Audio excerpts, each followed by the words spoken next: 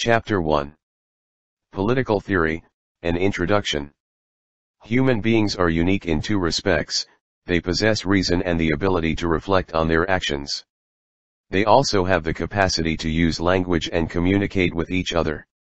Unlike other species, they can express their innermost thoughts and desires, they can share their ideas and discuss what they consider to be good and desirable. Political theory has its roots in the twin aspects of the human self. It analyzes certain basic questions such as how should society be organized? Why do we need government? What is the best form of government? Does law limit our freedom? What does the state owe its citizens? What do we owe each other as citizens? Political theory examines questions of this kind and systematically thinks about the values that inform political life, values such as freedom, equality, and justice. It explains the meaning and significance of these and other related concepts. It clarifies the existing definitions of these concepts by focusing on some major political thinkers of the past and present. It also examines the extent to which freedom or equality are actually present in the institutions that we participate in, everyday life such as schools, shops, buses, or trains or government offices. At an advanced level, it looks at whether existing definitions are adequate and how existing institutions, government, bureaucracy, and policy practices must be modified to become more democratic. The objective of political theory is to train citizens to think rationally about political questions and assess the political events of our time.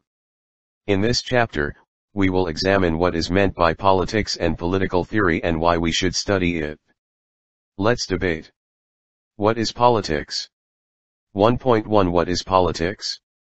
You would have noticed that people have different ideas about what politics is. Political leaders, and persons who contest elections and hold political office, may argue that it is a kind of public service. Some others associate politics with manipulation and intrigue undertaken to pursue ambitions and satisfy wants. A few think of politics as what politicians do. If they see politicians defecting from parties, making false promises and tall claims, manipulating different sections, pursuing personal or group interests ruthlessly and in worst cases stooping to crime, they link politics with scams. So prevalent is this way of thinking that when we see people in different walks of life trying to promote their interests by any means possible, we say they are playing politics. If we see a cricketer manipulating to stay in the team, or a fellow student trying to use his father's position, or a colleague in office mindlessly agreeing with the boss, we say he or she is playing dirty politics. Disillusioned by such pursuits of selfishness, we despair of politics. We say, I am not interested in politics, or I am going to stay away from politics. It is not only ordinary people who despair of politics, even businessmen and entrepreneurs routinely blame politics for their woes even as they benefit from and fund various political parties. Cinema stars also complain of politics, though they seem to be adept at the game once they join it. R.K. Lakshman in the Times of India. You must retire from politics at once. Your activities are having a bad influence on him. He thinks he can get away with lying and cheating. We are thus confronted with conflicting images of politics. Is politics an undesirable activity that we should stay away from and get rid of? Or, is it a worthwhile activity which we must engage with in order to make a better world? It is unfortunate that politics has come to be associated with the pursuit of self-interest by any and every method. We need to realize that politics is an important and integral part of any society. Mahatma Gandhi once observed that politics envelopes us like the coils of a snake and there is no other way out but to wrestle with it. No society can exist without some form of political organization and collective decision-making. A society that wants to sustain itself needs to take into account the multiple needs and interests of its members. A number of social institutions such as the family, tribes, and economic institutions, have emerged to help people fulfill their needs and aspirations. Such institutions help us find ways of living together, acknowledging our obligations to each other. Among such institutions, governments play an important part. How governments are formed and how they function is thus an important focus of politics. But politics is not confined to the affairs of government. In fact, what governments do is relevant because it affects the lives of the people in many different ways. We see that governments determine our economic policy and foreign policy and educational policy. These policies can help to improve the lives of people, but an inefficient or corrupt government can also endanger people's lives and security. If the government in power allows any conflicts to become violent, markets close down and schools are shut. These disrupt our lives. We cannot buy things that we may need urgently, those who are sick cannot reach the hospital, even the school schedule gets affected, syllabi cannot be completed, and we may have to take extra coaching for the exams and pay tuition fees. If, on the other hand, the government makes policies to increase literacy and employment, we may get an opportunity to go to a good school and get a decent job. Read the newspaper. What are the issues dominating the headlines? Do you think they have any relevance for you? Since the actions of the government affect us deeply, we take a lively interest in what governments do. We form associations and organize campaigns to articulate our demands. We negotiate with others and try to shape the goals that governments pursue. When we disagree with the policies of the government, we protest and organize demonstrations to persuade the government to change the existing laws. We passionately debate the actions of our representatives and discuss whether corruption has increased or decreased. We ask whether corruption can be rooted out, whether reservations for specific groups are just or not. We try to understand why some parties and leaders win elections. In this way we look for the rationale underlying the prevalent chaos and decay, and aspire to create a better world. Let's do it. How does politics influence our daily life? Analyze a day's events in your life. To sum up, politics arises from the fact that we have different visions of what is just and desirable for us and our society. It involves the multiple negotiations that go on in society through which collective decisions are made. At one level, it involves what governments do and how they relate to the aspirations of the people. At another level, it involves how people struggle and influence decision-making. People may be said to engage in political activity whenever they negotiate with each other and take part in collective activities which are designed to promote social development and help to resolve common problems. Let's debate. Should students participate in politics? 1.2 What do we study in political theory? If we look around us, what we see would be movement, development, and change. But if we look deeper, we would also see certain values and principles that have inspired people and guided policies. Ideals like democracy, freedom, or equality, for instance. Different countries may try to protect such values by enshrining them in their constitutions, as is the case with the American and Indian constitutions. These documents did not just emerge overnight, they are built upon the ideas and principles debated almost since the time of Kautilya, Aristotle to Jean-Jacques Rousseau, Karl Marx, Mahatma Gandhi, and Dr. B.R. Ambedkar. As far back as the 5th century BC, Plato and Aristotle discussed with their students whether monarchy or democracy was better. In modern times, Rousseau first argued for freedom as a fundamental right of humankind. Karl Marx argued that equality was as crucial as freedom. Closer home, Mahatma Gandhi discussed the meaning of genuine freedom or Swaraj in his book Hind Swaraj. Dr. Ambedkar vigorously argued that the scheduled castes must be considered a minority, and as such, must receive special protection. These ideas find their place in the Indian Constitution. Our preamble enshrines freedom and equality. The chapter on rights in the Indian Constitution abolishes untouchability in any form. Gandhian principles find a place in directive principles. Write a short note on any of the political thinkers mentioned in the chapter. 50 words. Political theory deals with the ideas and principles that shape constitutions, governments, and social life in a systematic manner. It clarifies the meaning of concepts such as freedom, equality, justice, democracy, secularism, and so on. It probes the significance of principles such as rule of law, separation of powers, judicial review, etc. This is done by examining the arguments advanced by different thinkers in defense of these concepts.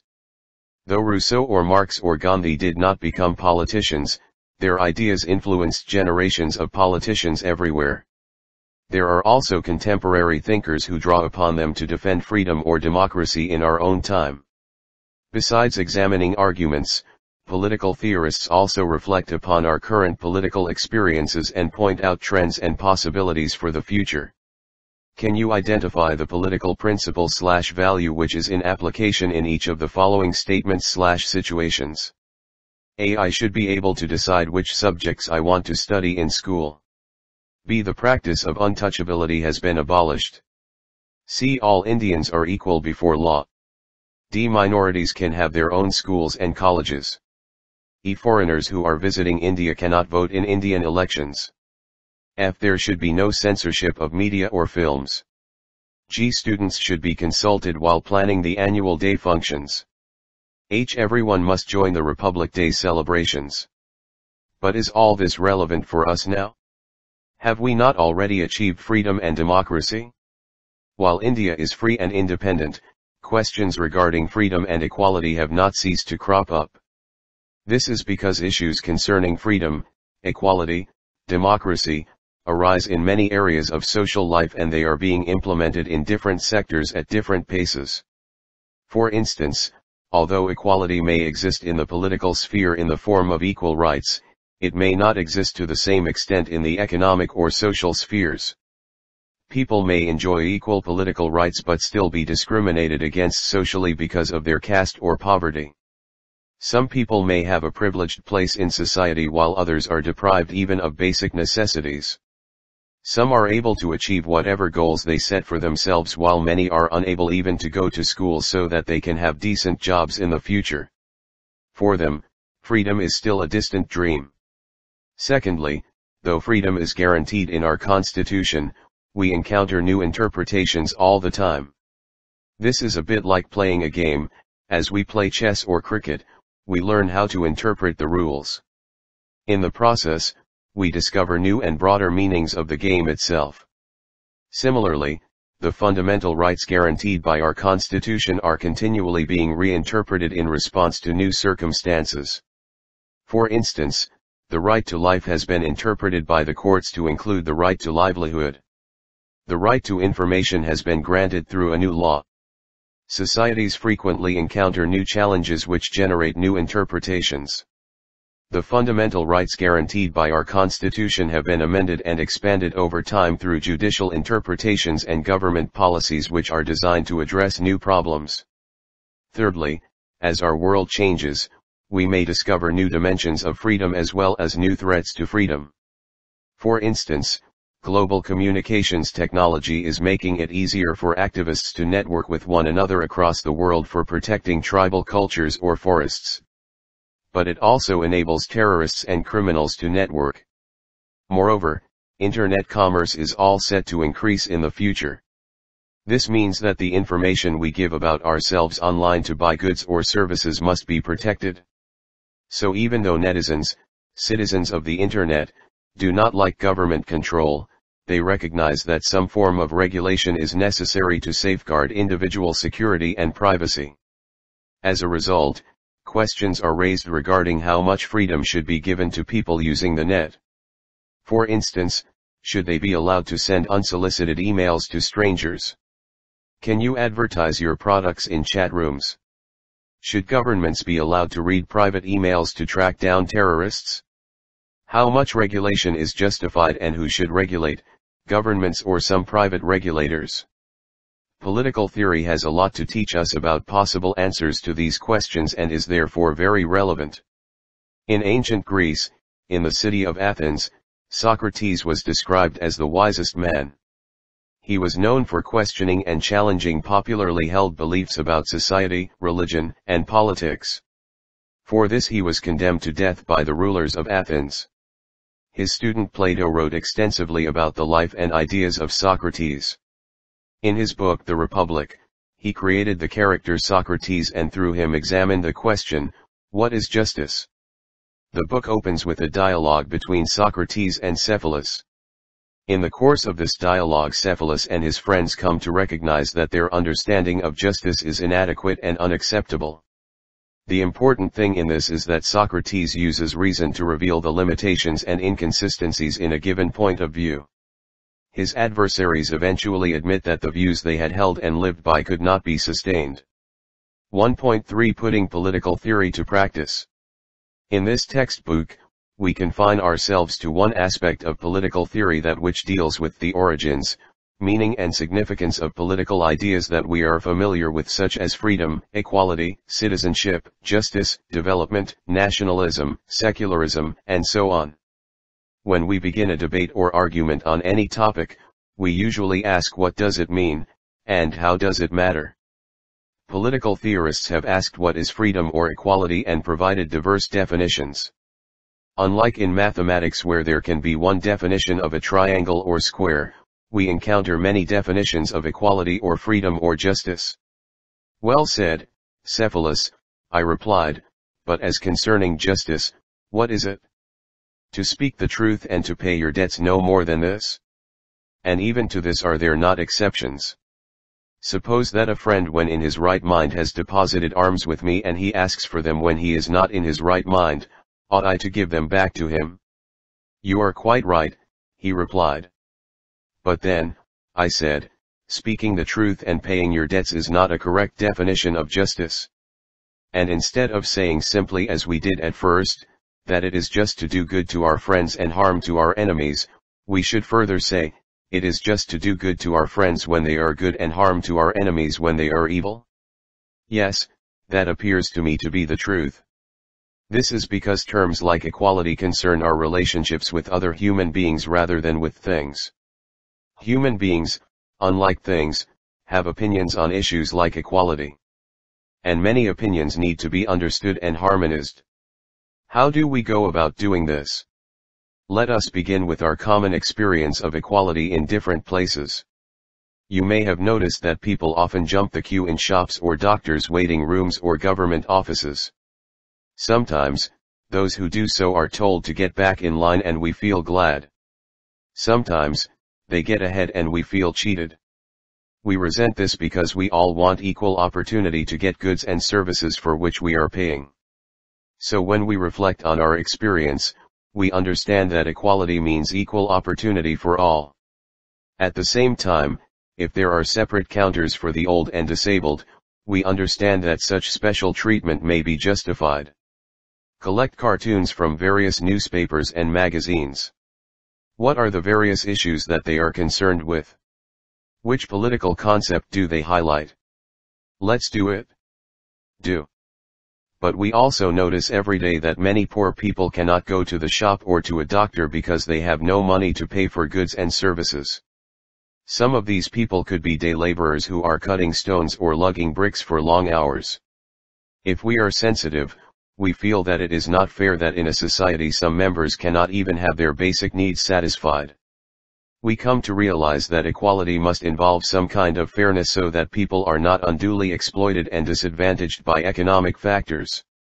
But ought the just to injure anyone at all? Undoubtedly he ought to injure those who are both wicked and his enemies. When horses are injured, are they improved or deteriorated? The latter. Deteriorated, that is to say, in the good qualities of horses, not of dogs. Yes, of horses. And dogs are deteriorated in the good qualities of dogs, and not of horses? Of course. And will not men who are injured be deteriorated in that which is the proper virtue of man? Certainly. And that human virtue is justice? To be sure. Consider the fact that there are many children who cannot go to school because they have to work to feed themselves. And most girl students in poor households are pulled out of school to care for their younger siblings while parents go to work. Even though the Indian Constitution guarantees the right to primary education for all, this right remains formal.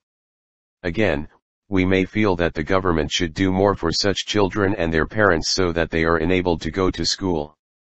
Then men who are injured are of necessity made unjust? That is the result.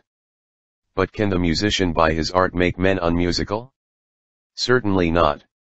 Or the horseman by his art make them bad horsemen? Impossible. And can the just by justice make men unjust, or speaking general, can the good by virtue make them bad? Assuredly not. Nor can the good harm anyone? Impossible. And the just is the good? Certainly. Thus you may see that our idea of equality is quite complex. When we are in a queue or playground, we want equal opportunity. If we suffer from some disability, we want special provisions made. When we cannot even afford basic needs, equal opportunity is not enough. We must be enabled to go to school or get help through proactive measures such as fair distribution of resources, jobs, decent wages, subsidies to hospitals, etc. This requires that some agency be made responsible to ensure fairness. So the reason we have many definitions is because the meaning of equality is dependent on the context. We started with what it meant for ourselves and then proceeded to consider others, the poor, disadvantaged, senior citizens, etc. We discovered many layers of meaning. We have been doing political theory without realizing it. Political theorists clarify the meaning of political concepts by looking at how they are understood and used in ordinary language. They also debate and examine the diverse meanings and opinions in a systematic manner. When is equality of opportunity enough? When do people need special treatment? How far and how long should such special treatment be given? Should poor children be given midday meals to encourage them to stay in schools? These are some questions which they address. As you can see, these issues are eminently practical. They provide guidelines for framing public policies on education and employment. Then to injure a friend or anyone else is not the act of a just man, but of the opposite, who is the unjust. I think that what you say is quite true, Socrates. And he who is most skillful in preventing or escaping from a disease is best able to create one. True. And he is the best guard of a camp who is best able to steal a march upon the enemy. Certainly. Then he who is a good keeper of anything is also a good thief? That, I suppose, is to be inferred. Then if the just man is good at keeping money, he is good at stealing it. That is implied in the argument. As in the case of equality, so also in the case of other concepts, political theorists engage with everyday opinions, debate possible meanings and thrash out policy options. Freedom, citizenship, rights, development, justice, equality, nationalism, and secularism are some of the concepts that we will discuss in the following chapters. 1.4 Why should we study political theory? We may have political ideas, but do we need to study political theory? Is it not more suited for politicians who practice politics? Or for bureaucrats who make policies? Or for those who teach political theory? Or for lawyers and judges who interpret the Constitution and laws? Or for activists and journalists who expose exploitation and demand new rights? What do we, high school students, gain by knowing the meaning of freedom or equality? Then after all, the just man has turned out to be a thief. You would argue that the good are our friends and the bad our enemies. Yes. And instead of saying simply as we did at first, that it is just to do good to our friends and harm to our enemies, we should further say, it is just to do good to our friends when they are good and harm to our enemies when they are evil? Yes, that appears to me to be the truth. But ought the just to injure anyone at all? Undoubtedly he ought to injure those who are both wicked and his enemies. When horses are injured, are they improved or deteriorated? The latter. Deteriorated, that is to say, in the good qualities of horses, not of dogs. Yes, of horses. And dogs are deteriorated in the good qualities of dogs, and not of horses? Of course. First of all, political theory is relevant for all the above target groups. As high school students, we may choose one of the above professions in the future, and so indirectly it is relevant for us even now. Do we not learn mathematics, although not all of us will become mathematicians or engineers? Is it not because basic arithmetic is useful to life in general? Secondly, we are all going to be citizens entitled to vote and decide other issues. To act responsibly, it is helpful to have a basic knowledge of the political ideas and institutions that shape the world we live in. In the information society, it is crucial that we learn to be reasonable and informed if we are to participate in gram sabas or offer our views on websites and polls. If we simply express arbitrary preferences, we will not be very effective. But if we are thoughtful and mature, we can use the new media to discuss and express our common interests. And will not men who are injured be deteriorated in that which is the proper virtue of man? Certainly. And that human virtue is justice? To be sure. Then men who are injured are of necessity made unjust? That is the result. But can the musician by his art make men unmusical? Certainly not. Or the horseman by his art make them bad horsemen? Impossible. And can the just by justice make men unjust, or speaking general, can the good by virtue make them bad? Assuredly not. As citizens, we are a bit like the audience in a music concert. We are not the main performers interpreting the song and melody. But we set the agenda and appreciate the output and put in new requests. Have you noticed that musicians perform better when they know the audience is knowledgeable and appreciative? So also an educated and vigilant citizenry makes those who play politics more public-spirited. Thirdly, freedom, equality and secularism are not abstract issues in our lives. We daily encounter discrimination of various sorts in families, schools, colleges, shopping malls, and so on.